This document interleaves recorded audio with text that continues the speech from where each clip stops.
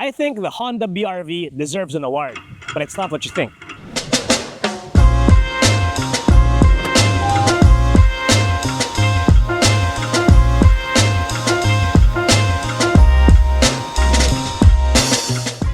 Hello everyone and welcome to the Garage on Ride By. So when we think of family cars, we should think of practicality and versatility.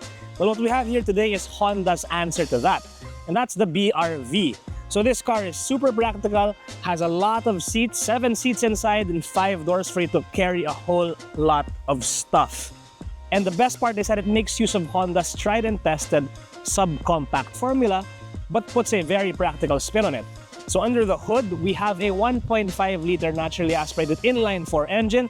It's similar to what we find on the Honda Jazz before. It's the L15, but this is the L15 ZF. So it has a dual overhead camshaft. And the result of that is 119 horsepower and 145 Newton meters of torque.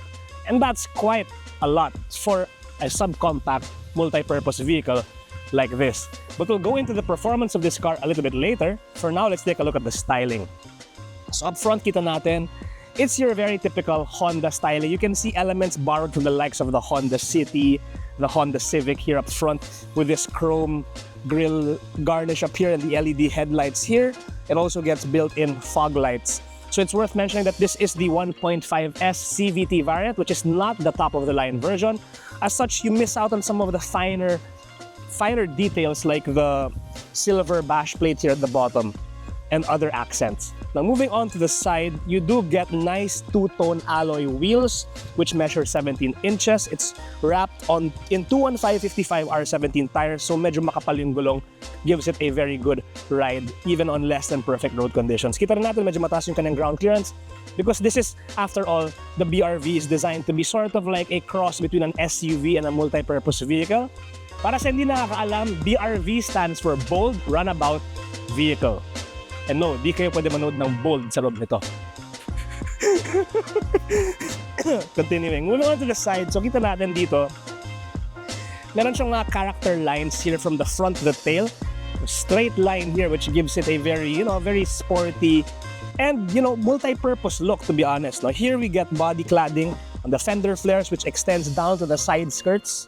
So maganda yan. Also, if you drive in the province or out of town sa mga makikitid na kalsada, you won't have to worry too much about twigs scratching up your paint kasi you have this plastic cladding to protect your paint. So dito kita natin, may mga konting gas-gas na siya from the past. At least the paint buo pa. So that's nice.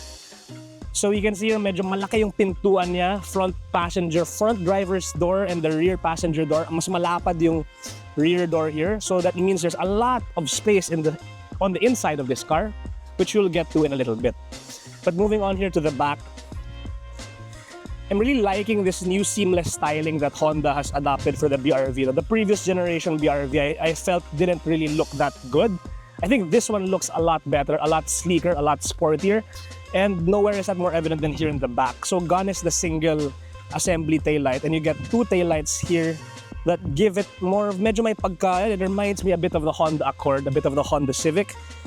But again, some of those rugged elements continue here in the back. You have your matte black rear bumper and the matte black bash plate dito sa ilalim. Now, it's really just for show, pero yung styling niya looks very rugged.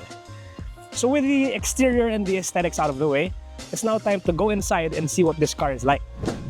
Moving on to the inside of the Honda BRV. So para sa mga familiar sa Honda, this is a very familiar looking interior. So this is again the base model, not really the base model, the middle of the road model. It's the S CVT. Walang leather dito, walang any fancy upholstery inside. You get hard plastic pretty much everywhere. Hard plastic here, hard plastic, and fabric upholstery and piano black elements here. But it's not necessarily a bad thing because I think Honda did a good job naman of making the interior a bit more premium feeling. No? So you get textured elements here and there. So let's start the car up. So you got a push to start button here, step on the brake and press push to start. Okay, so we will notice now the steering wheel, no leather. It gets audio controls, basic audio controls here on the left, but you'll notice a notable absence of cruise control here on the right side. Again, no leather upholstery, very basic steering wheel, adjustability. So this is an MPV. It kind of reminds me of the driving position of the Honda Brio. Very upright, very comfortable, very neutral. Yun nga lang, pag in-adjust mo yung steering wheel, up and down lang, hindi siya telescope. So that might be a bit, a bit of something that you'll have to adjust to, lalo na kung if you're like me and I prefer my steering wheel kasi medyo mas malapit sa akin. But nevertheless, it's okay, you can adjust it up and down, move the seat forward and back, manual adjustment siya, up and down, and of course, reclining the seat. So now moving on to the instrument cluster and our center console area over here, we get a 7-inch touchscreen LCD display. Basic lang siya, nothing fancy, no wireless anything. You get wired Apple CarPlay and wired Android Auto. Thankfully, it's very easy to connect. Simply just plug in your phone, give it a few seconds for it to boot up, and it will automatically show your wireless CarPlay interface over here. Physical buttons for the volume controls and the music controls, and it works pretty well with the steering wheel as well. Very easy to use. So no frills head unit. You get your Apple CarPlay wireless, well, not wireless, wired Android Auto, wired Apple CarPlay. Down here, your climate controls are completely manual, no, and it's all just tactile buttons here. Totoong buttons siya. So fan speed, temperature, okay nga siya. So it's for people like kung sanay ka sa mga Honda of older, you just like having everything easy to use and easy to touch. Ito yun, maganda siya. No dual zone climate, which is also okay. You get that on the higher end V and VX variants. So here, the center console, you get 2 USB ports, one to charge your phone and one to connect your device to the head unit. You get a 12-volt cigarette lighter type power outlet. And interesting here, no, dalawa yung kanyang cup holders. Yung isa mas malaki sa isa. So maybe you can put your fancy Starbucks coffee here and your bottled water, bottled Gatorade on the other one. Nice cubby here for your cards and for your phone, maybe even your wallet and other things. You can put some loose change here. Nice e-brake and handbrake pala. A nice handbrake for you to have some fun with in the right time in the right place, if you know what I mean. And this here center box, medyo maliit siya. Siguro you can put basahan, wallet, some first aid kit, I don't know, some other things in here. And yeah, nice interior, very basic, very functional, just as the car itself really embodies, no? Passenger side, nice seats, everything is adjustable pero manual siya. No electronic adjustment here. You get a glove box that just slams down. And it's pretty big, no? Kasha yung owner's manual mo, yung mga papeles mo, lahat kakasha dyan. Galing. So, nice interior. Moving on to the back. So, ito yung star of the show sa Honda BR-V, guys, no? So, this was my driving position. I'm 5'8". And kita mo, grabe yung space, no? Galing, oh. Pang road trip talaga to, pang pamilya. So, I can lie down practically and slouch and just lounge all day here in this back seat. And the nice thing is, the back seat is actually reclinable, no? So, if I wanna have a nicer view of my surroundings, I can sit upright. If I want to relax, just have to lean it down. Look at that. Ganda ng reclinement, oh. Daming space. Daming legroom, ang daming headroom. Yun nga lang, you can see where Honda kind of, saved a bit of money when it came to styling the back here. There's no aircon vent at all. You get no aircon vent, guys. So yeah, kailangan utusan mo lang yung driver. Pakilakasan naman ng aircon, medyo, ay, joke lang! Ito pala, so sorry, hindi ako sanay sa MPV. It's a prank, guys. There are aircon vents up here with aircon controls here. Uy, ang ganda ng vent. Ito na may tsura niyo. Parang it reminds me of yung alala mo yung Toyota Hi-Ace commuter noong 1990s. Ito yung tsura no? Old school, oh. Stig. Rectangle, tapos may ganyan na adjustable. Galing, nice. It's very, how do you say, very utilitarian, very basic, and very functional. Ayos. So why? May lang yan. Okay, so other than the aircon vents, you get here your power outlet. Easy to use. No folding center armrest. So kung may mga drinks kayo, your only choice is to put it here. Or you can buy one of those cup holders that slots into here sa Lazada, diba? So no pocket on the driver's seat, but there's a pocket here on the passenger seat. And you can, nice, you can put your cell phone here and your wallet. May built-in organizer na siya. Ayos. Practical. Okay, so let's move on to the other back. So ito yung first back, my second back. In other words, my third row siya. Kasi 7-seater nga to. So how do we get to the third row? Madali lang, sobra. There's a lever here which you have to pull and this thing just slides down. So you have the option of stowing the seat this way or kung may dala kang malaking halaman or whatever, pwede mo siyang ganyan, nakatayo. Oh. So galing, no? You can put taller things here, maybe a box. Kung bibili kayo ng, what's a tall appliance? Like a small refrigerator, like a body fridge or something, pwede na itayo. Parang siya yung, alala niyo yung Honda Jazz noong 2010, the Honda Jazz GE. Similar in concept. The seats can fold up this way.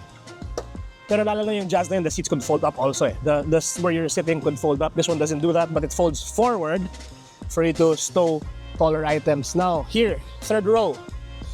Usually, pagdating sa mga MPV, the third row isn't the most comfortable. Pero surprisingly, for this car, you'll notice that there is quite a bit of space, no? So here you have adjustable headrests, which are nice.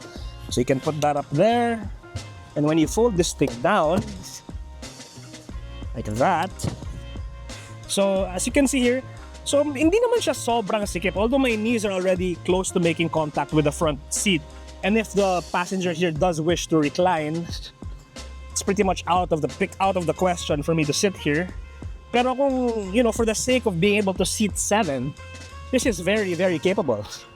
There, see? Not bad. And it even reclines as well. There. So talagang pinag-isipan ni Honda dito sa kotse na to, passenger comfort. So thumbs up for that. Okay, so let's go look at the cargo space now. Okay, so here at the back, no power tailgate here, just the good old muscle-powered buhat ng tailgate. So ayan, so ito yung back space natin if we are utilizing the third row. So wala ka na masyadong malalagay dito, especially if you're going on a trip out of town. Maybe just a couple of coolers, a bunch of backpacks. Pero if talagang magbe-beach trip kayo ng pamilya niyo, tapos you're gonna use all 7 seats, you can use the functional roof rails to maybe attach a roof rack or roof basket or something. Pero out of the box, you're gonna have to really plan your trips if you're gonna load 7 people into the car. That said, when you put the seats down like that and like this, yes, napakalaki ng space. So parang that's a lot of space, guys. Like what, 10 golf bags maybe? You can put 2 bicycles in there. So very practical for both, you know, if you're hauling things or if you're transporting people. Okay, so with all of this car's features out of the way, let's hop into the driver's seat and see what it's like to drive. Okay, so now we are behind the wheel of the Honda BRV. So kanina no sa intro, sinabi ko na I think that the Honda BRV deserves an award. So what kind of award? So it's not what you think. No? Yes, this car is versatile, it's spacious, it's practical, it's efficient, but it deserves an award as what I think is the best sounding subcompact MPV in its class. Let me show you what I mean.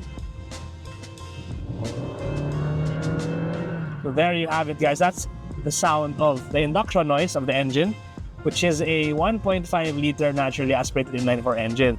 So it's a similar engine in architecture as that of the Honda Jazz, the Honda City. Pero this one has been updated now. It's the L15ZF.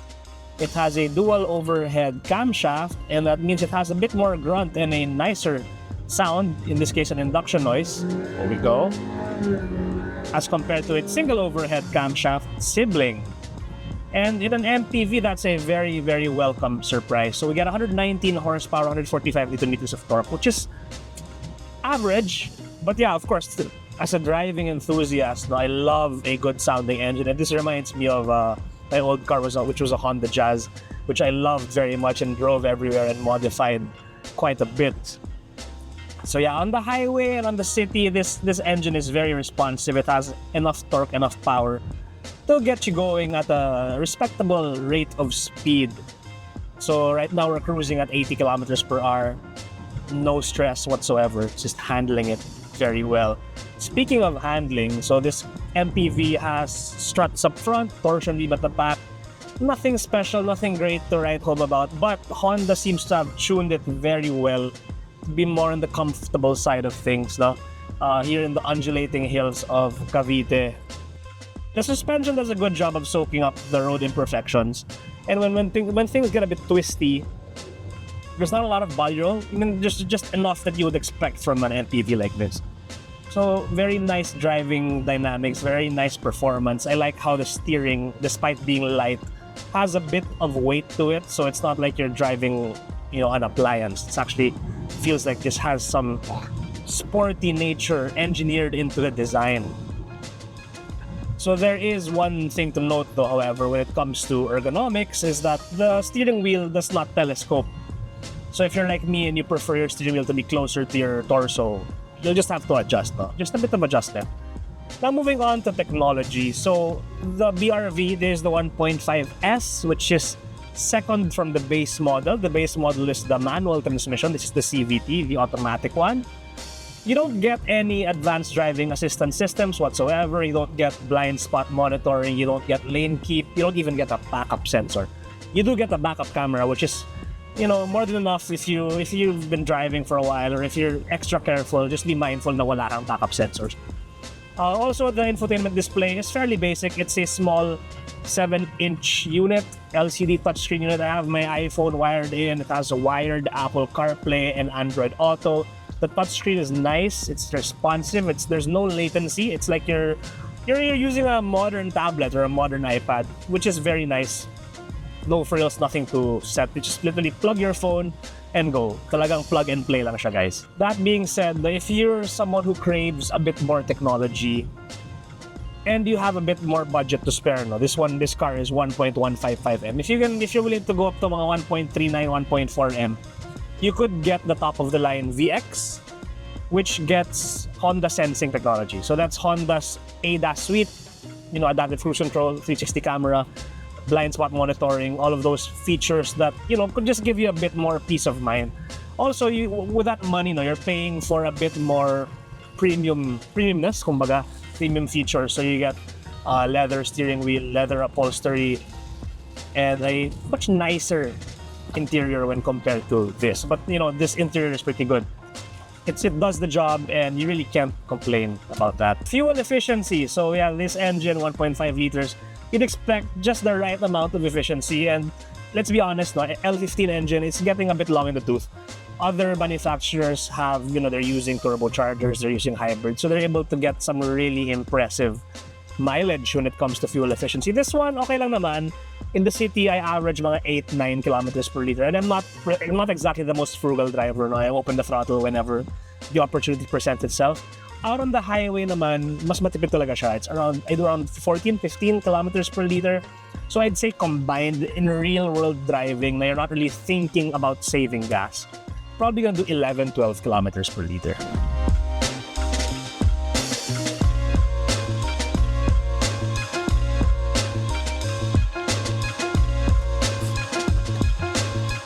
Okay, so there you have it, guys. That was our quick first ride review of the Honda BRV.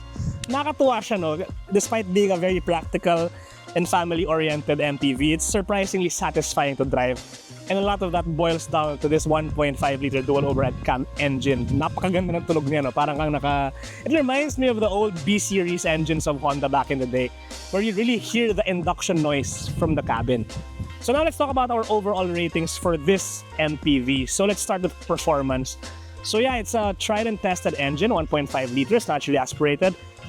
Decent power, 119 horsepower, 145 Newton meters of torque. Pwede na. So I'm gonna give it a solid 8.5 out of 10 when it comes to performance. Also worth mentioning, the CVT, yung transmission niya, responsive. Despite it being tuned for economy, it's very responsive, especially when you put it on S or you can have sport mode. 8.5 out of 10. Moving on to utility. Interior is very spacious, comfortable seats. Second and third row, pwede. You can fold the seats down to carry all sorts of cargo. Solid 10 out of 10 for utility for me. Next, we go to styling. So this car carries Honda's classic styling. You get a lot of these nice body panels here, nice lines, character lines that give it a sporty look. So styling for me, I'm gonna give it a solid 9 out of 10. Value for money. This Honda BRV 1.5S CVT carries a sticker price of 1,155,000 pesos. So it's a bit on the higher side, Kasi there are other MPVs of this category na 1.1 or even lower than 1 million pesos. And plus, you kind of miss out on some of those other features. Wala siyang any ADAS at all. It doesn't have lane departure warning. It doesn't even have cruise control. It doesn't even have backup sensors. It only has a backup camera. So I'm gonna have to knock a few points off this car, give it a 7 out of 10 when it comes to value for money. Okay, now moving on to handling. So handling-wise, the Honda BR-V carries its weight very well. No? It has McPherson struts up front and a torsion beam suspension set up at the rear, which is par for the course for this MPV segment. Pero the way Honda tuned it, no, it's very Honda, very engaging to drive. Solid handling, hindi mo masyado, walang rattles, walang parang tight yung kanyang build eh. So I'm gonna give it a 9 out of 10 for handling. So overall ratings. So overall, you really can't fault this car. It is, you know, what you see is what you get. Yung kanyang only drawback here is it's a bit expensive. Pero all things considered, I'm gonna give this car a solid 8.5 out of 10. So there you have it, guys, our quick first ride review of the Honda BR-V. Stay tuned to the garage for the full written review. Like, comment, share, and subscribe to our channel. And thanks for watching.